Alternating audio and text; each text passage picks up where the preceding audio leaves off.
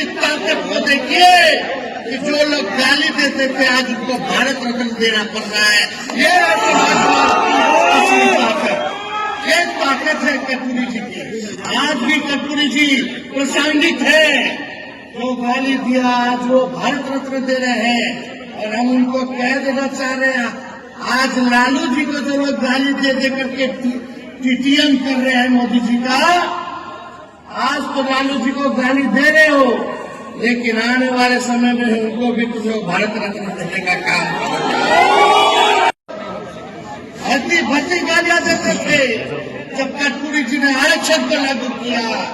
आज कपूरी जी की ताकत को देखिए कि जो लोग गाली देते थे आज उनको भारत रत्न देना पड़ रहा है। ये असली ताकत है कपूरी जी की। आज भी कपूरी जी प्रासंगिक है। जो गाली दिया आज वो भारत रत्न दे रहे हैं और हम उनको कह देना चाह रहे हैं।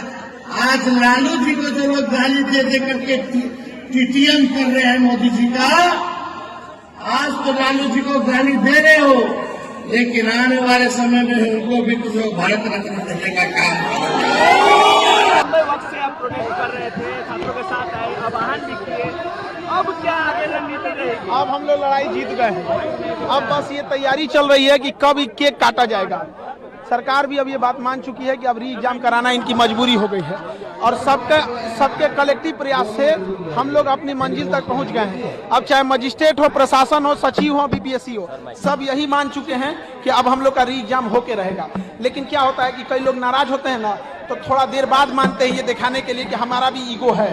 तो ठीक है, सरकार भी अब ये मान चुकी है, प्रशासन, मजिस्ट्रेट, बीपीएससी, सचिवालय सब ये मान चुका है कि अब री एग्जाम कराना होगा। इसके अलावे सारे सबूत हम लोग के पक्ष में आ चुके हैं। खगड़िया, भागलपुर में क्वेश्चन पेपर पे टिक मार के आदान प्रदान किया गया।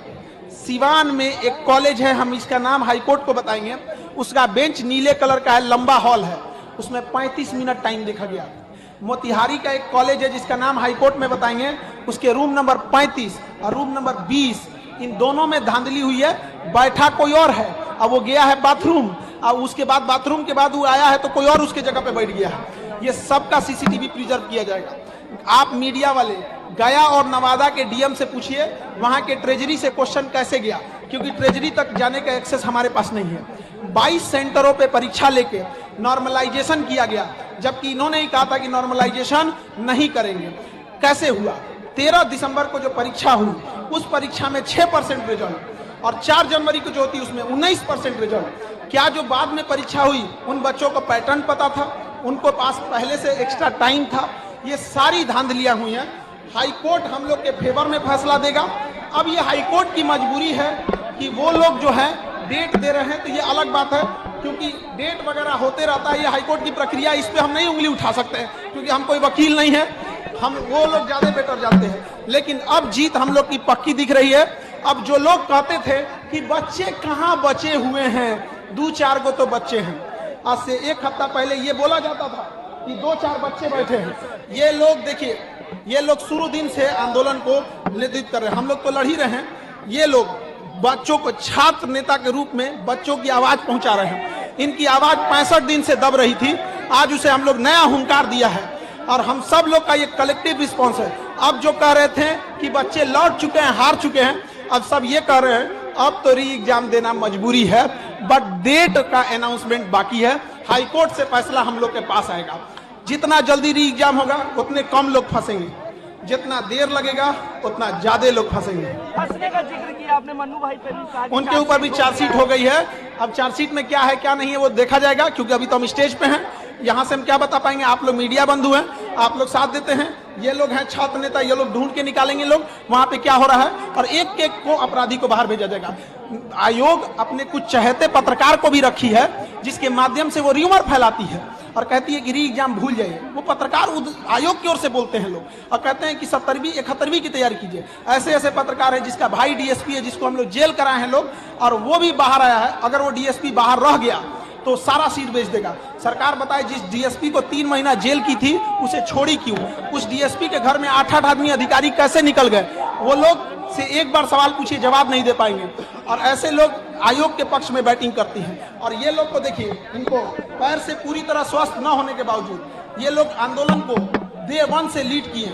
और ऐसे लोग, ऐसे छात्र नेता, ऐसे अथक प्रयास करने वाले छात्र जो लाठी खाए, हमारे विद्यार्थी, लड़कियों पे जो लाठी चलाया गया, निर्मम तरीके से उनके ऊपर वाटर कैनन चलाया गया, FIR किया गया, केस किया गया, इन सब लोगों का ये सारा अपराध हुआ केवल किस चीज के लिए? री एग्जाम को छुपाने के लिए। लेकिन हम लोग री एग्जाम लेके रहेंगे। सर, अगर सड़क पे भी उतरने का मौका मिलेगा तो उतरेंगे, क्योंकि ये गर्दनी बाग सड़कें है, ये गर्दनी बाग कोई महल नहीं है, ये सड़क है, बगल में नाला है। तो हम लोग को यहाँ पे मच्छर कटवा रहा है, कूड़ा फेंकवाता है। आप देखिएगा ध्यान से ना, तो उधर ना पूरा कूड़ा का डंपिंग सेंटर है, पूरा बीमारी उधर से आता है। और इधर पुलिस के लोग बैठे, 3-3 गो थाना है, जब मन तब ये लोग कुछ कर सकता है। और इधर एक पागल खाना है, ये अस्पताल है, क्या है पागल खाना है, क्या है पता नहीं क्या है। आंदोलन कंटिन्यू रहेगा। हाँ, अल्टीमेटम की रही बात तो हम बताते हैं, आज जितनी संख्या है इससे ज्यादा संख्या कल रहेगी। कल अगर री एग्जाम नहीं होता है तो उससे ज्यादा संख्या परसों रहेगी। सरकार मजबूर न करे कि हम लोग लाखों की भीड़ लेके गांधी मैदान पहुंच जाए, क्योंकि गांधी मैदान भी हमारा ही है, वो किसी सरकार की अपनी जागीर नहीं है। सरकार जब देर से काम करती है तो ही विपक्ष को मौका मिलता है। अभी सरकार के पास मौका है, कोई नेता लोग को हम लोग एंट्री नहीं दिए हैं। ये विशुद्ध रूप से छात्रों का आंदोलन है, हम लोग एक अभिभावक के रूप में उनके पास हैं। आपको एक काली हकीकत बताते हैं BPSC की। यहाँ आपको 32-34 साल के बच्चे मिलेंगे जिसको आप सवाल उठाते हैं, एक बात में सवाल उठा देते हैं कि ये लोग क्या पढ़ाई कर रहा है। अरे वो सब पढ़ने वाले बच्चे थे। कभी 4 साल पे वैकेंसी आती थी, कभी 5 साल पे, कभी 200 सीट आएगी ना तो 200 का 200 बेच देगा। इनमें उनका क्या अपराध है? उनको नॉन सीरियस बोलती है ये आयोग, खुद नॉन सीरियस है, इसको री एग्जाम कराना पड़ेगा। देखिए, सबसे बड़ी बात है कि आज हम लोग फिर उतरे हैं रोड पर। इसको गर्दनी बाग रोड कहिए, गर्दनी बाग कहिए, रोड कहिए, लेकिन एक बात स्पष्ट है कि मैं फर्स्ट डे से, जब से परमार बुलाए थे और सतपाल शर्मा हम लोग को बुलाए थे, तब से हम लोग देख रहे हैं कि उन लोग लगातार झूठ बोल रहे हैं, लगातार झूठ बोल रहे हैं। और अब तो जब अति हो गया है, जब स्पष्ट हो गया है कि ये गलत है, उसके बावजूद भी कैंसिल नहीं हो रही है, तो अगर जरूरत पड़ी तो मैं दावा कर रहा हूं कि मैं और खान रोड पर उतरेंगे और निश्चित रूप से उतरेंगे और आयोग के चूल से चूल हिला देंगे, क्योंकि ये परमार और सतप्रकाश शर्मा दोनों बेहद दर्जे के झूठे हैं और नॉर्मलाइजेशन की बात करके इन लोगों ने अपने आप को क्लियर किया है। ये सरकार बहरी हो गई है कि अब तक किसी भी परिस्थिति में री एग्जाम नहीं ले रही है। माननीय मुख्यमंत्री को सुनना चाहिए।